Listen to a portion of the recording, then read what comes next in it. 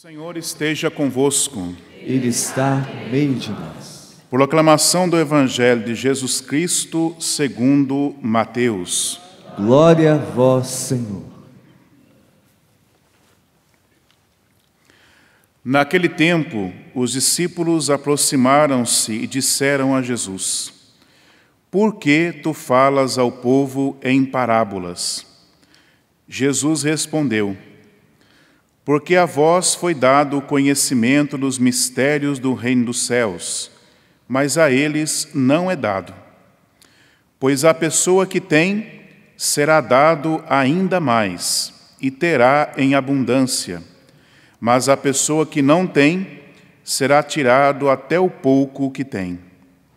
É por isso que eu lhes falo em parábolas, porque olhando eles não veem, e ouvindo, eles não escutam nem compreendem.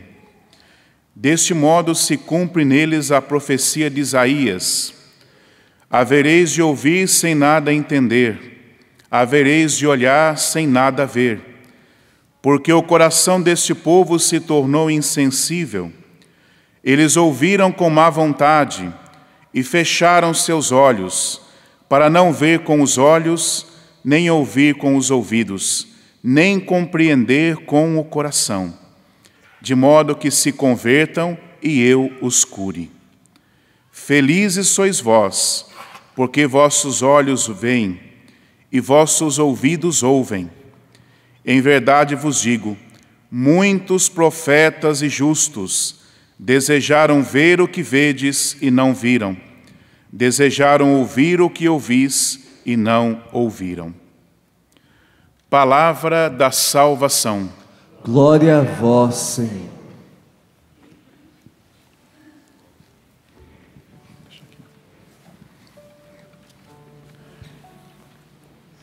A liturgia desta quinta-feira, como sempre a palavra de Deus ela faz conosco, ela nos convoca assim a uma grande responsabilidade acerca das nossas disposições na vivência em Deus.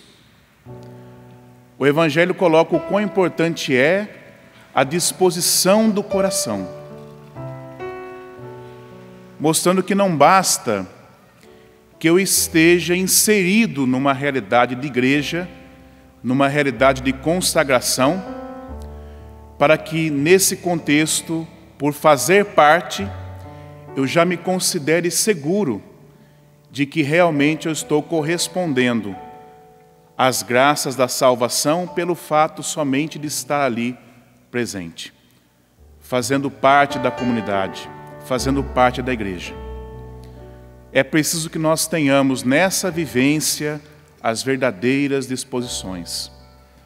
E aqui eu chamo a atenção desse aspecto tão importante que o Evangelho nos coloca, de que os discípulos, mais uma vez o Evangelho proclama isso, devem realmente assumir a felicidade, a bem-aventurança da pertença deles ao reino e também por aquilo que eles estão vendo e ouvindo, pelo ato único, marcante da salvação que eles estão contemplando com as suas vidas. Então eles devem ser felizes por isso. E aí eles perguntam a Jesus: por que falas em parábolas? Porque a impressão que se dá logo no início, quando nós ouvimos essa dimensão das parábolas, é que a parábola é contada para que as pessoas não se convertam. Mas não é isso. A parábola é contada para facilitar a compreensão. Mas, se falta as verdadeiras exposições, o mistério permanece velado. Então, a disposição do coração aqui ela é muito importante. E Jesus nos mostra que tudo que é vivido com má vontade endurece o coração e não dá fruto em nós. E isso tudo, seja uma consagração, seja uma vida de casamento, seja a minha realidade de sacerdócio, seja qual for o meu estado de vida, a minha realidade, se eu tempo a tempo vou só fazendo as coisas de má vontade, se eu vou empurrando as coisas com a barriga, como se diz o ditado, levando as coisas assim, é claro que eu posso estar inserido numa realidade de grande graça e não percebê-la na minha vida. Não contar com ela, não permitir que ela realize em mim uma obra que foi começada, cujo processo deve continuar até que chegue o dia do Senhor, até que chegue esse dia. Então, por isso que Jesus diz: ao que tem será dado ainda mais, mas o que não tem será tirado até mesmo o pouco que tem. Por quê? Parece até uma coisa injusta, dar a quem tem mais e tirar até o pouco daquele que tem. Tirar até aquele pouco daquela realidade. Parece injusto, mas não. Quem se abre em fé e esperança à revelação de Deus, vai progredir na compreensão. Vai ter ainda mais, vai acontecer desenvolvimento. Mas quem se fecha, quem lança fora a oferta, perde. E a maior perda é nós nos perdermos em nós mesmos no processo da vida. Essa é a maior solidão, quando nós nos perdemos de nós mesmos. Por isso o povo de Israel, aqui no livro do Êxodo, aparece essa realidade. O povo está com o coração endurecido por causa do sofrimento e não percebe a presença de Deus que acompanha e protege. Falta essa percepção para que o coração se converta. Então Jesus mais uma vez mostra o quão importante é a escuta fecunda, uma escuta que acontece dotada de um espírito de conversão. Nós escutarmos sempre com esse espírito de conversão, essa escuta daquele que tem palavras de vida eterna, como disse Pedro, só tu tens palavras de vida eterna. Então eu não posso escutar as palavras de vida eterna sem esse espírito de conversão, para que eu fique sem experimentar essas palavras que são de vida eterna, sem experimentar essa eternidade. Comece, à luz dessa escuta de hoje, perceber: você está vivendo essa insensibilidade de coração? As coisas para você estão perdendo gosto, para você está perdendo o gosto, o sabor. É diferente nós vivermos tempos de aridez espiritual, que pode ser talvez por causa dos nossos pecados, e por causa disso podemos sim buscar o perdão, buscar a conversão, mas também tem aquela aridez que nós vivemos que serve à nossa santificação. Não é disso que eu estou falando. Eu estou falando daquele sentimento que falta no coração, onde eu estou na graça, mas não tenho uma vida de graça. Eu estou no mistério, o mistério não me toca. Nada fala ao meu coração, porque eu não tenho sede de Deus no meu coração mais. E Jesus disse: quem tiver sede, vem a mim e beba. Eu preciso ir beber. Ele diz: se eu tenho sede, eu posso ir beber, que Ele vai saciar a minha sede. Mas se eu vivo como se eu não tivesse sede, se eu vivo satisfeito comigo mesmo, ou então insatisfeito demais para reagir a alguma coisa,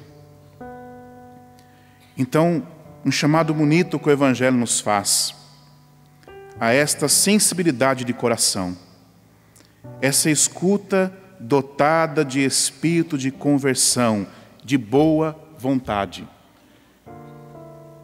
Chame aí um alerta no seu coração, na sua mentalidade. Se você está fazendo muitas coisas de má vontade, fique atento, porque a dureza de coração vai se instalando aos poucos. É a má vontade hoje, é a má vontade amanhã, e dia a dia a sua vida é feita de má vontade, o seu casamento é feito de má vontade, a sua consagração feita de má vontade. Isso é um péssimo sinal, é um alerta. E aqui o contexto é da parábola do semeador. E os mistérios do reino são conferidos a todos que, a exemplo dos discípulos, abrem-se de coração, disponível ao dom de Deus. Por isso as devidas disposições são tão importantes, para que nós não vivamos esse comportamento negativo de fechamento numa certa teimosia, porque essa cegueira vai sim tornando o nosso coração duro. Lembremos sempre disso. É a ação do Senhor e a ação do homem. É a ação da graça e a ação da minha parte.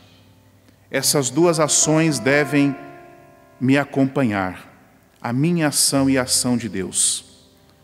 Por própria culpa, os ouvintes acabam por tropeçar na incompreensão da palavra de Deus e do mistério, porque aqui existem 3 barreiras muito fortes, que aqui Mateus desenvolve no seu evangelho.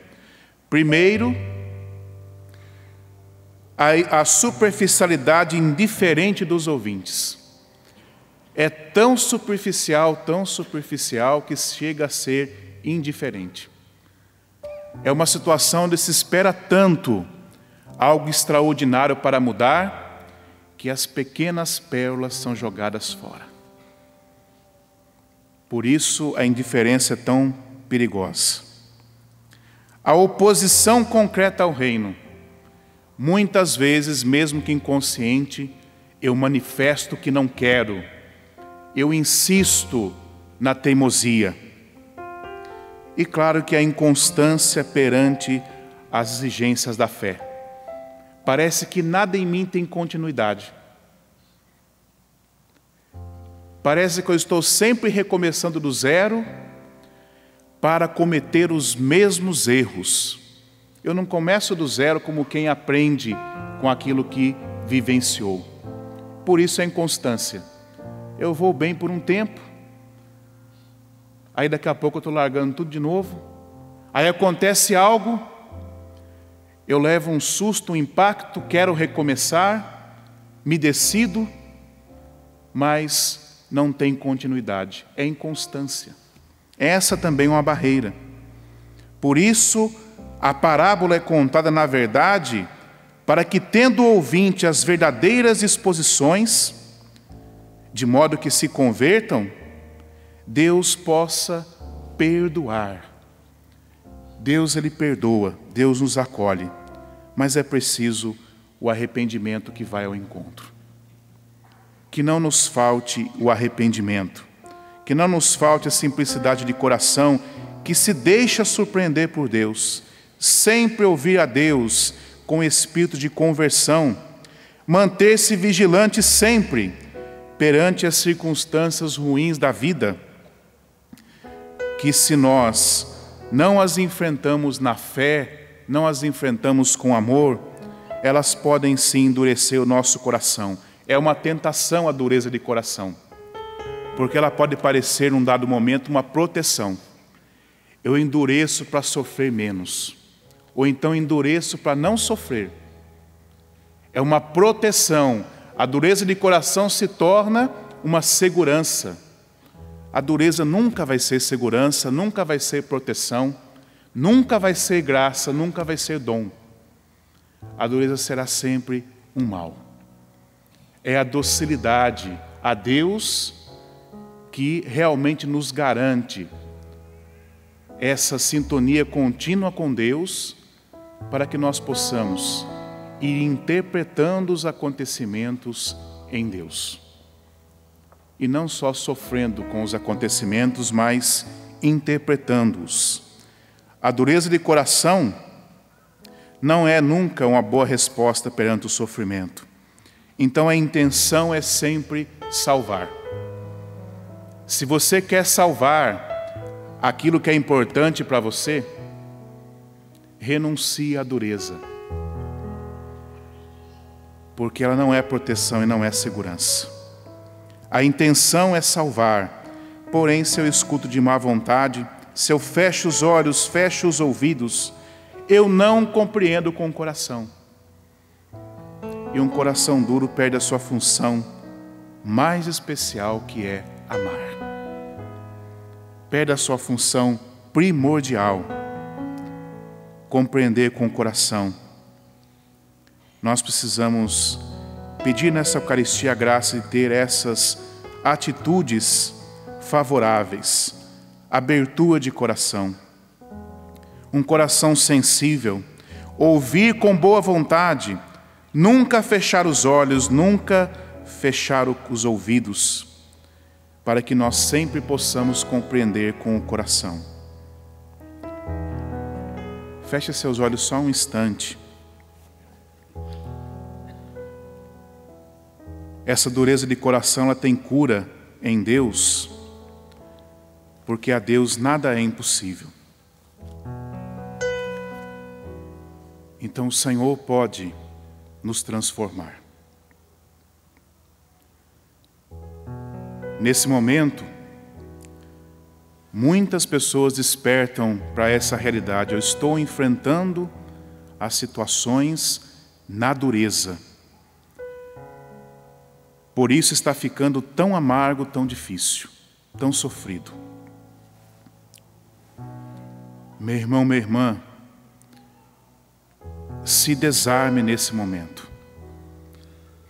Deixe que a palavra de Deus encontre em você lugar, espaço para agir, para atuar. Que o orvalho da graça caindo no seu coração vá amolecendo você, vá te tornando mais dócil, vá fazendo com que as escamas dos seus olhos caiam, que aquilo que tapa os seus ouvidos, porque muitas vezes você não quer ouvir ninguém, possa ser superada. Talvez muitas coisas na sua vida estão naufragando, afundando por isso, porque falta a compreensão com o coração, a sensibilidade do coração, a abertura dos olhos, dos ouvidos, para que se convertam, diz Jesus, e eu os cure.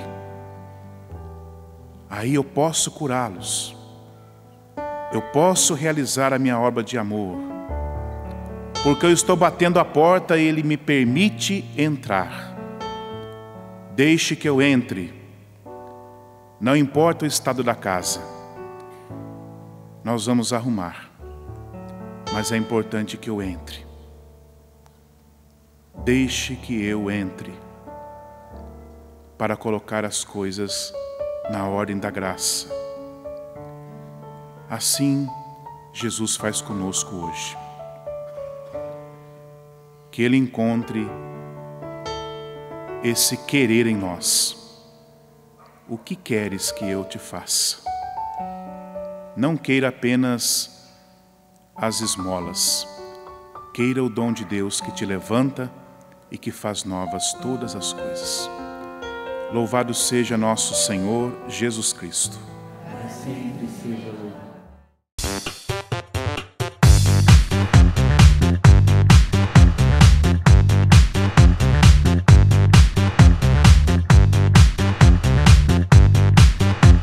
CançãoNovaPlay.com. Assine já!